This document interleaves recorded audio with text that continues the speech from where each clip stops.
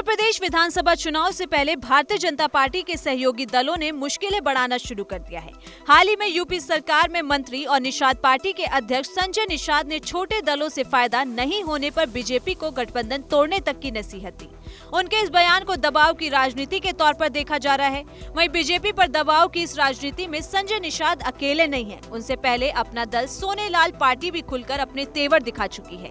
ऐसे में बीजेपी के सामने विधानसभा चुनाव से पहले अपने सहयोगियों को संभालने की चुनौती खड़ी हो गई है। वहीं संजय निषाद ने हाल ही में पत्रकारों से बात करते हुए ये तक कह दिया कि अगर बीजेपी को उनसे गठबंधन करके कोई फायदा नहीं है तो वो गठबंधन तोड़ सकती है, लेकिन अपने स्थानीय नेताओं से सहयोगी दलों पर हमले कराना बंद करें, नहीं तो आगे के लिए दोस्ती रखना मुश्किल होगा। उन्होंने ये बात सिर्फ निषाद पार्टी के लिए ही नहीं कही, बल्कि राष्ट्रीय लोक दल ओम प्रकाश राजभर की सुभाषपा को भी इससे जोड़ दिया।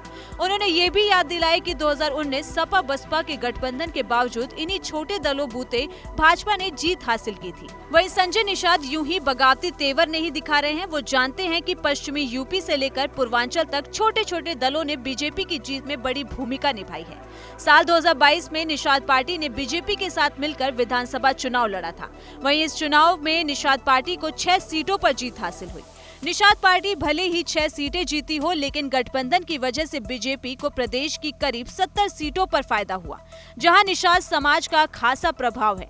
वहीं पूर्वांचल में निषाद मतदाता कई सीटों पर निर्णायक भूमिका निभाते हैं। संजय निषाद की वजह से उन्होंने एक मुस्त एनडीए के समर्थन में वोट दिया। जी हां, संजय निषाद की नाराजगी की एक वजह से निषाद समाज को अनुसूचित जाति वर्ग में शामिल नहीं किया जाना भी है, जिसे लेकर निषाद पार्टी समय समय पर मांग भी करती आई है, लेकिन सत्ता में शामिल होने के बावजूद ये वादा पूरा नहीं हुआ। वहीं निषाद पार्टी का डर है कि इसका खामियाजा आने वाले वक्त में पार्टी को उठाना पड़ सकता है।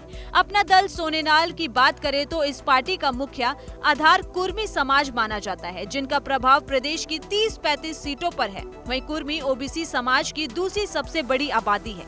ऐसे में इन दलों की नाराजगी भाजपा को भारी पड़ सकती है।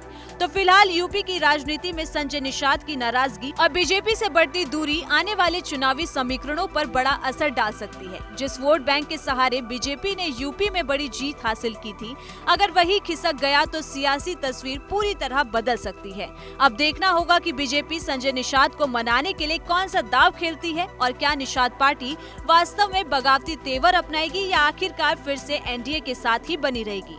वहीं राजनीति में कुछ भी स्थायी नहीं होता, कब कौन सा नेता किस पाले में चला जाए ये कहना मुश्किल है, मगर इतना तय है कि संजय निषाद की नाराजगी यूपी की सियासत को और भी दिलचस्प मोड़ पर देने वाली है।